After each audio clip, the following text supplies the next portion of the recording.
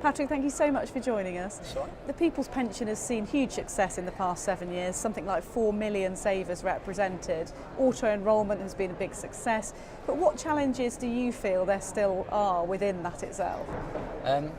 Yeah, People's Pension has been a big success. I think we're up to about 5 billion in funds under management now. 85,000 employers those 4 million members have come from. Auto-enrolment is a challenge. It's a practical challenge day to day anyway, because a lot of the businesses that we typically serve and many others in the market are in that sort of too difficult to pension category. So these are people that wouldn't have had access to pensions historically. So you're right, automatic enrolment has brought that to those workers in an efficient way. Master Trusts have played a huge role in doing that, and obviously at the People's Pension we're really proud of that. I think the challenges though going forward are still remain, because a lot of those people that save don't actually realise they're in automatic enrolment sometimes.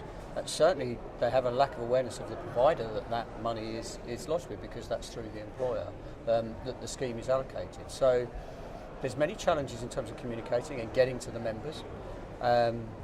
There's also the challenge of actually the automatic enrolment rates as they stand today and where they go, because that's a really important part. Because there could be complacency that if you're auto-enrolled you don't need to top it up, but actually people do really. So yeah, and I think there's heavy reliance. I mean, pensions is not a great subject to engage on anyway, and it's a huge challenge. We talk a lot about it in the industry, but it's a massive challenge because automatic enrolment is based on inertia, which is, concept behind that is there is very little engagement to make things happen.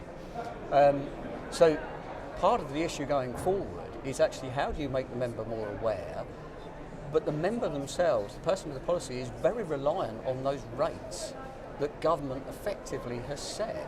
So, you know, government have to be mum and dad a bit here. You know, if it's in our interest that we save more, much as that goes against some of the political cycle, they do actually have to keep an eye on those rates. And some of the work the PLSA has done in terms of hit the target and actually forcing the conversation about where should these rates go, much as it's not necessarily the right time to agree any further rate increases, it's certainly the right time to have that conversation. And this conference might provide the chance to do I that. hope so. Patrick, thank you so much for joining us. Good to talk to you. That's all right. Thank you very much.